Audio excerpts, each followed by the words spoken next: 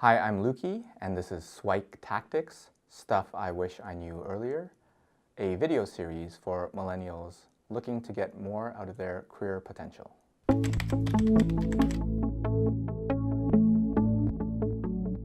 Today's topic is on how to find your career path. And the first analogy that I typically go through is the concept of the North Star.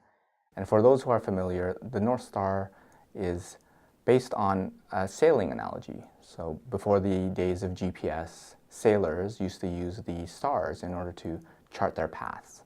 And they would pick a star, and the North Star was the brightest. So they tend to use that as a reference point and head in that direction.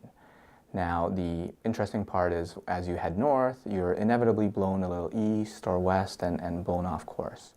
And most people are very focused on which star or which direction that they're pointing. And my consideration for most folks is to determine who is actually steering the ship. So is it you that's steering the ship and turning east and west, or is it mom and dad, or is it your culture or someone else? So this North Star that you're heading towards, is this actually something that you're choosing to do, or is it someone else? So I encourage you to think about this direction that you're headed right now. Is that your North Star? And if it is, then is it you that's steering the ship, or is it someone else? So when you're in university or college, you seem to be held down by your degree. And the interesting point that most people don't consider is that maybe 5, 10 years out in your career, most people don't care what your degree was. And even further than that, most people don't even care that you even went to school.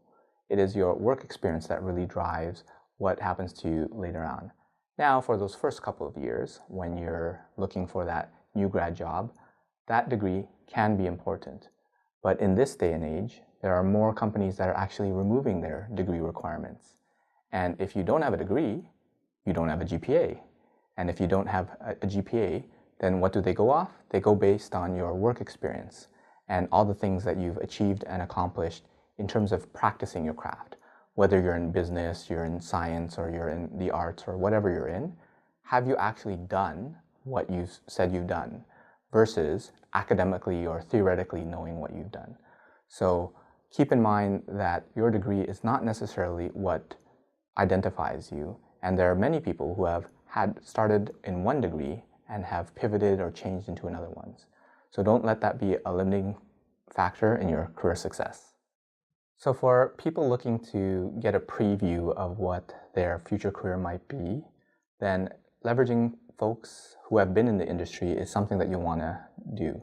And alumni tend to be great. So they were you a couple of years ago, taking your degree, and then hopefully landed a role in the area that you want to get into. And have a coffee with them, have lunch with them, and when you're speaking to them, see if you start hanging on their every word. If what they're saying to you resonates with you and really interests you, then there's probably something towards that career path that would compel you to stay there longer. But if what they're saying to you turns you off and is something that you're totally not interested in, well, you might want to find 1 or 2 more alumni just to make sure that it's not the person and it's actually the role or the industry that you're in. But if you do find that you're not compelled to do that, you might want to consider a different career path. So finding others who were in that role or are currently in that role should give you a preview of what's waiting for you out there and will help you validate whether or not you're on the right path in order to achieve your career success. So another approach to finding your career path and your passion or your purpose is to do something as simple as journaling. So taking 5 minutes every day, and for the first 2 minutes, thinking about the things that drained you. You know, those things that you could have done without, the things that after you did it, you're like, I really didn't want to do that. And really taking the time to write those out in specific detail.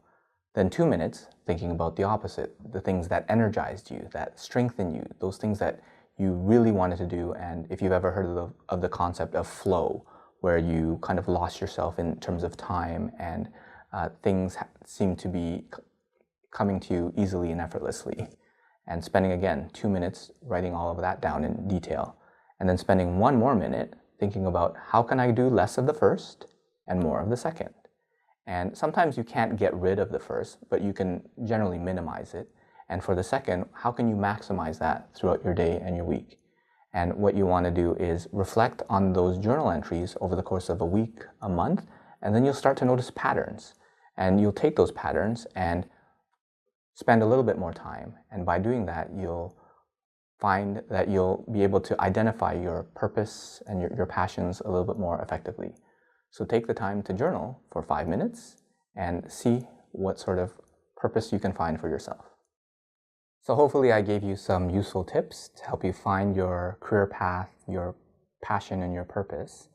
And if you want more information, feel free to subscribe to the channel and take a look at some of the other videos that we have available.